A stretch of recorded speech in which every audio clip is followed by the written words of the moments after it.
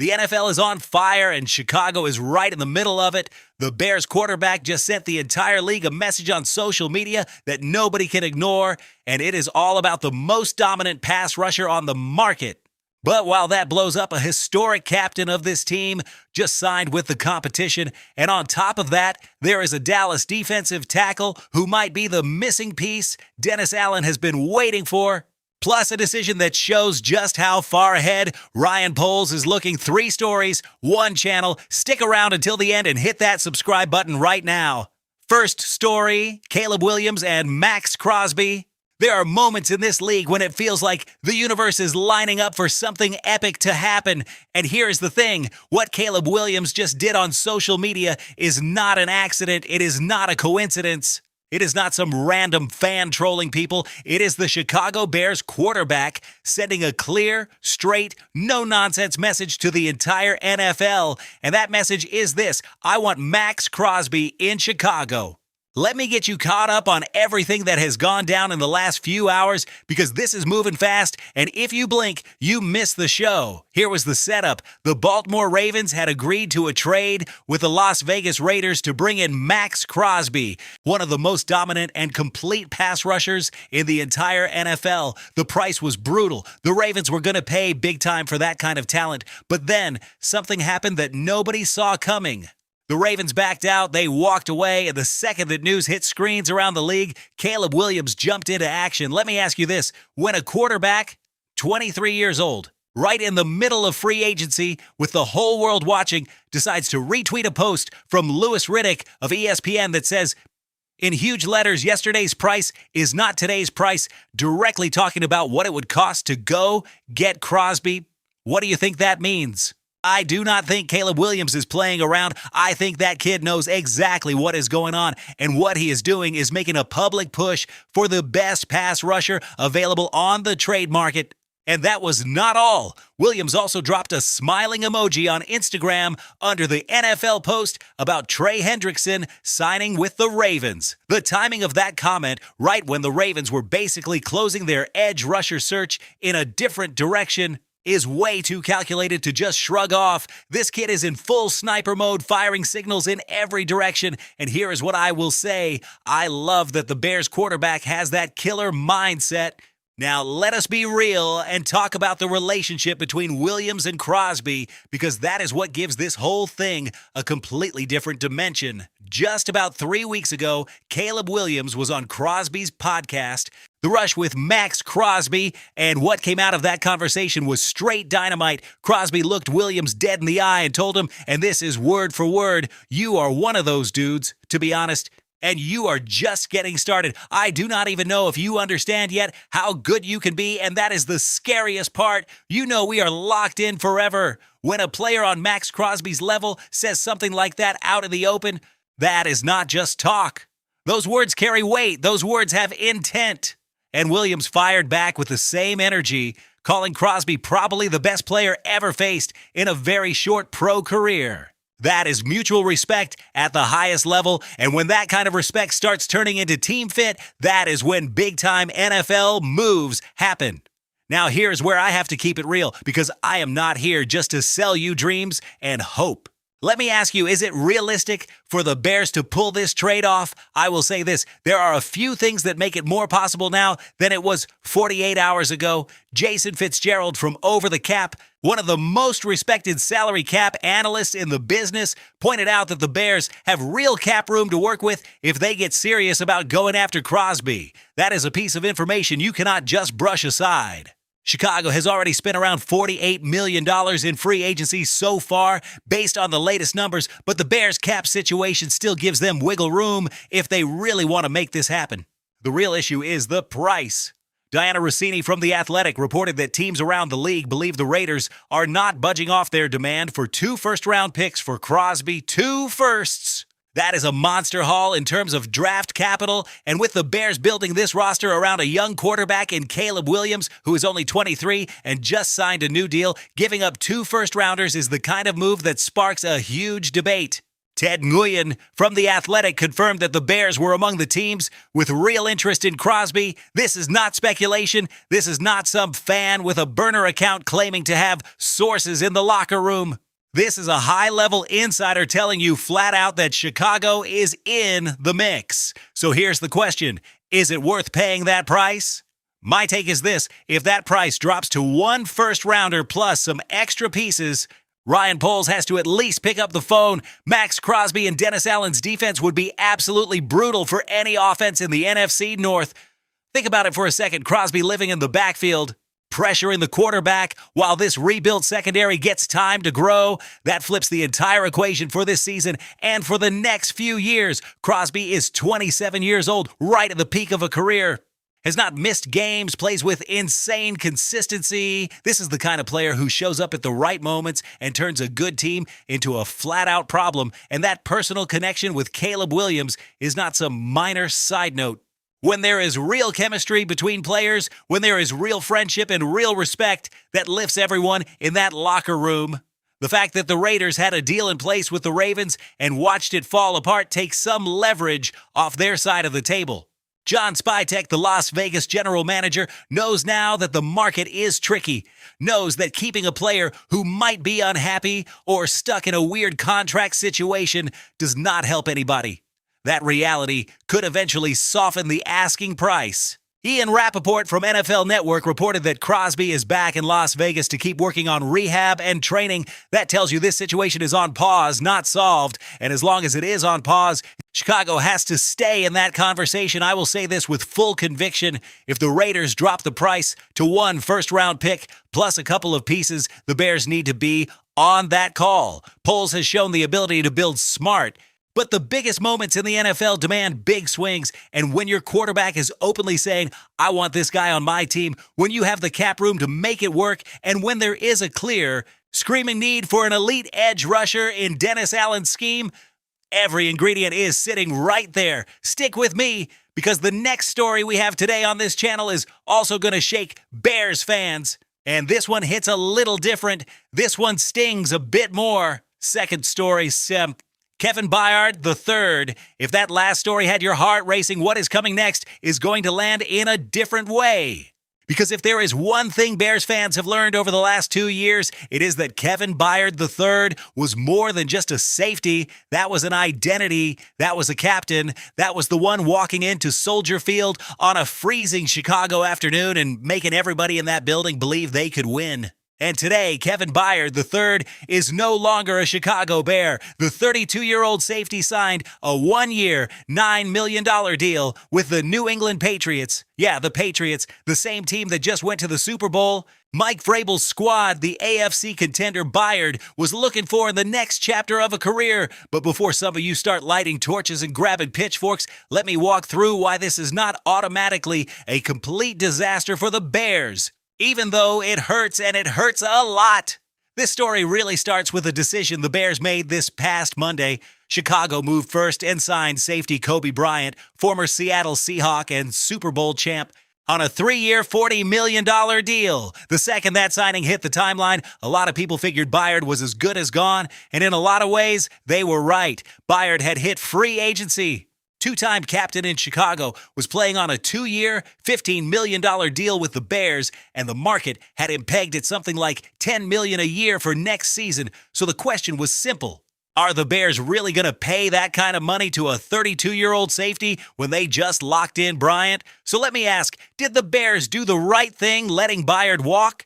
I think this decision has two sides that need to be looked at honestly. On one side, if you strip it down and just look at the numbers, the Bears made the smart call. Kobe Bryant is 26, versatile, has a Super Bowl ring. Locking that in long-term at $40 million is a solid investment that protects the team going forward. Byard is 32, and even though still in really good shape, time in this league waits on nobody. Dropping $10 million or more on a safety who might only give you 2 or 3 more elite seasons. When Bryant is already in the building, that is not exactly peak resource management. But on the other side, here's what I will say. Kevin Byard was not just a football player. That was the heartbeat of the locker room. That was the voice, keeping young guys in line, leading by example, showing what winning looks like from the inside out. You are not going to see that in any stat. It is not on any pro football reference page. And losing that kind of presence comes with a cost you cannot put a price tag on. According to Josina Anderson, who spoke directly with Byard after the deal was announced, it all came down to two teams in the end. The Bears and the Patriots. That detail matters because it shows that Chicago did not just shove Byard out the door. The Bears tried at some level to keep him around, but in the end they either could not or would not match what New England put on the table. And honestly, if you are Kevin Byard, 32 years old, trying to chase a ring, the move to go link up with Vrabel and the Patriots makes perfect sense. Byard started a career with the Tennessee Titans under Mike Vrabel. Was all-pro twice with that coach. There is mutual trust there, a shared language, a history of success between that coach and that player. Heading to New England to chase a Super Bowl with a coach that fully believes in what you bring is the perfect decision for Byard as a person and as a pro. So what does that mean for the Bears' depth chart? I think right now Ryan Poles has to solve who is going to start next to Bryant when the 2026 season kicks off. And here is my read. That spot probably gets filled in April's draft. Chicago has picked number 89 in the third round, and there are safeties in this class who could become long-term answers for what Dennis Allen needs in the back end of a defense. And do not forget, Byard went to an AFC team. That means the Bears will not see him twice a year in the regular season, not going to have him out there every season reminding everyone what walked out the door. From a rivalry and NFC North standpoint, that is about as clean a situation as you can ask for when losing a player of that caliber. Let us hit the numbers. Chicago is basically losing here. In the 2 years Byard spent in Chicago, there were 2 full seasons as a team captain, 3 career All-Pro nods, and a voice that carried weight in every practice, every meeting, every pressure snap. Replacing that kind of presence and leadership is what is really going to hurt the most. But football goes on. The Bears go on, and Ryan Poles is focused on building something that lasts decades, not just a couple of seasons. If that means saying goodbye to Kevin Byard to reinvest that money into younger players with a longer runway, then the move, as painful as it feels, is the right call. I think in 3 or 4 years, when the Bears are legitimately pushing for a Super Bowl with Caleb Williams in the middle of a prime, Byard's departure will look like a necessary step. Not a mistake. Time will tell if that is dead on, but I will say this. This team is not rebuilding. This team is building, and there is a big difference between the two. Now buckle up because the third story today mixes a hot trade rumor with a long-term look at the Bears front. And there is a name coming out of Dallas that might be the piece Dennis Allen has been waiting for to finish off this defense. Third story, Osa Odighizuwa and Sam Hecht. All right, we're on to the third story of the day. And this one has 2 layers that need to be broken down carefully because one is about right now and the other is about what is coming next. And when the Bears are making moves in both directions at the same time, that tells me Ryan Poles has a clear, ambitious plan for this franchise. Let us start with the present. There is a defensive tackle in Dallas, Texas, who might be available on the trade market, and that is Osa Odighizuwa. Odighizuwa is 27 years old, plays defensive tackle for the Dallas Cowboys, and according to Jonathan Jones from CBS Sports, teams around the league think he is gettable. The exact phrase Jones used was that teams are keeping an eye on what Dallas may do with Osa Odighizuwa because they believe now can be traded for.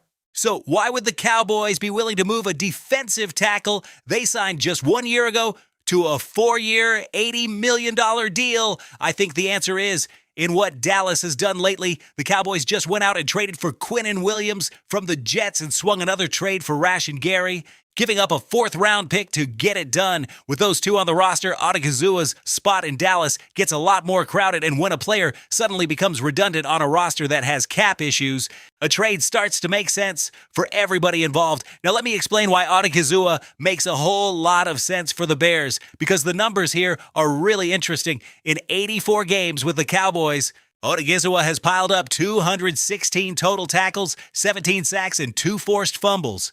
Last season alone, there were 44 total tackles and 3.5 sacks, and the stat that jumps off the page is this. Ranked 6th among all qualifying defensive linemen in total pressures with 52. That is not nothing. That tells you this dude is in the backfield over and over again, wrecking plays and making life miserable for opposing quarterbacks. And here is what I call the cherry on top, the contract. 4 years, $80 million, which breaks down to $20 million per year. That sounds like a lot until you look at the list of top-paid defensive tackles in the league. Odighizuwa sits at number 16, 16th. That means there are 15 defensive tackles making more money for a player with this level of production, and at this age, that is a straight-up steal. Micah Parsons, back when he and Odighizuwa were teammates in Dallas, described him like this, and I am quoting, "When I see Osa in the weight room, I do not go near him. I just let him do what he wants to do. Every time I look over, he is drenched in sweat and locked in like it is peak season. That is Osa's work ethic. That is who this dude is, and it has been that way since day one here. Need more reasons to want this guy in Chicago? I really do not think so. When Micah Parsons, one of the best edge rushers in the NFL, talks with that kind of respect about a teammate, that teammate is a high-character player. And in a Dennis Allen defense, which has always leaned heavily on having a strong defensive front to make the whole scheme go, bringing in Odighizuwa would have an immediate, major impact. Now, the trade is not coming cheap. I would expect the Cowboys to open the conversation asking for a first-round pick. In a realistic negotiation, a 2026 second-rounder feels more fair when you factor in age, production, and the contract. And yes, the Bears have already spent real money in free agency, but the cap situation still gives them room to absorb that deal if they are willing to move a pick. Remember, too, the Bears already brought in Neville Gallimore and Kentavious Street for the defensive line this free agency cycle. But neither of them is Odighizuwa. Those are depth pieces, useful role players. Odighizuwa is a legit starter, a reliable pressure generator, a player who has suited up for all 17 regular season games every year since 2022. That is durability and consistency. 2 words Bears fans have learned to value a lot. I think Poles has to make that call, even if it is just to find out the real price, even if it is just to put Dallas in a position where they have to show their hand. In this business, information is power, and knowing exactly what the Cowboys want for Odighizuwa gives you leverage in every future conversation. Now let us move to the second layer of this story, and this one is about the future of the Bears' offensive front. Just a few days ago, the Bears got blindsided when Drew Dalman, the center they signed last year on a 3-year, $42 million contract, announced a retirement from football at age 27. 1 year into a huge contract, a critical position in Ben Johnson's system, a loss nobody saw coming. Ryan Poles answered quickly. The Bears swung a trade with the New England Patriots for center Garrett Bradbury, giving up a 2027 fifth-round pick. Bradbury has 1 year left on a deal with a $5.7 million cap hit for Chicago in 2026. Smart move that fixes the immediate problem without gutting the asset chest. But Poles did not stop there, because Dalman's retirement is not just a 2026 problem. That is a 2027, 2028, and beyond problem. And that is where Sam Hecht enters the picture. According to Brad Biggs from the Chicago Tribune, the Bears sent a sizable group of scouts and coaches to Kansas State's Pro Day this past Tuesday, specifically to watch Sam Hecht work out, a center who is shaping up as one of the more intriguing center prospects in the 2026 draft. Biggs even floated the idea that Hecht might get a top 30 visit invite to Halas Hall, which would signal serious concrete interest from the organization. Let us talk about Hecht for a second, because this is a prospect worth real attention. Started 2 seasons at center for Kansas State. In the final college season, did not allow a single sack and gave up only 7 pressures the entire year, which is insanely low. The Pro Football Focus grades tell the whole story. 80.3 overall, 77.7 in run blocking, and 79.6 in pass blocking. That is a well-rounded prospect with room to get even better. What really pops for Ben Johnson is the athleticism in space.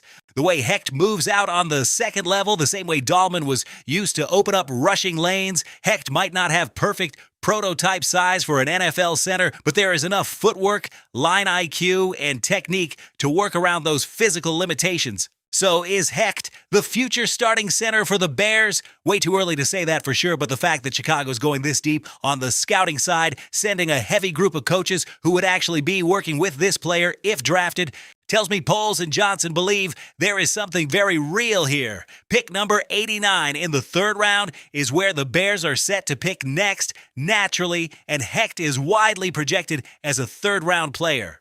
That is a perfect alignment of circumstances. Bradbury stabilizes 2026. Hecht or another center from this draft class sets up 2027 and beyond. This is how you build a winning team.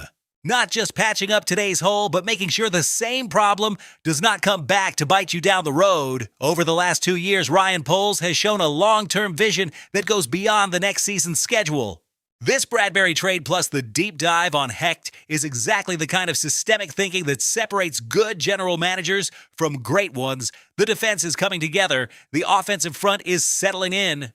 And if Caleb Williams actually pulls off getting Max Crosby to Chicago, this city is going to absolutely blow up in a way we have not seen in a long time. Chicago deserves that moment. Navy and Orange fans have been waiting way too long, and I really believe that moment is closer than a lot of people think. All right, Bears Nation, we are wrapping this one up, and I need you locked in because I have 3 questions for you that I want answered in the comments right now.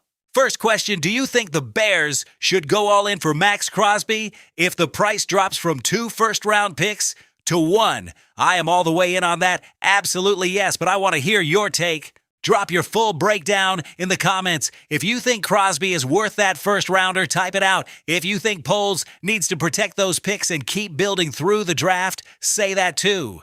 This is your community, and your voice matters here. Second question, does Kevin Byard III retiring from Chicago and Kobe Bryant coming in make you feel confident or nervous? Because I get it. It hurts to lose a team captain, an all-pro, a locker room leader, but I also get that the Bears are clearly building toward the future with younger talent, so I genuinely want to know what you think. Drop it below and do not hold back. And third question, if the Bears were able to land both Osa Odighizuwa in a trade and Sam Hecht in the draft, how fired up would you be about the future of this defense? Because here's what I am telling you. That combination of moves stacked on top of what Dennis Allen is already putting together with this unit could be absolutely devastating for the NFC North. Let me read what you think. Look, I run this channel because I love the Bears with the same passion you do.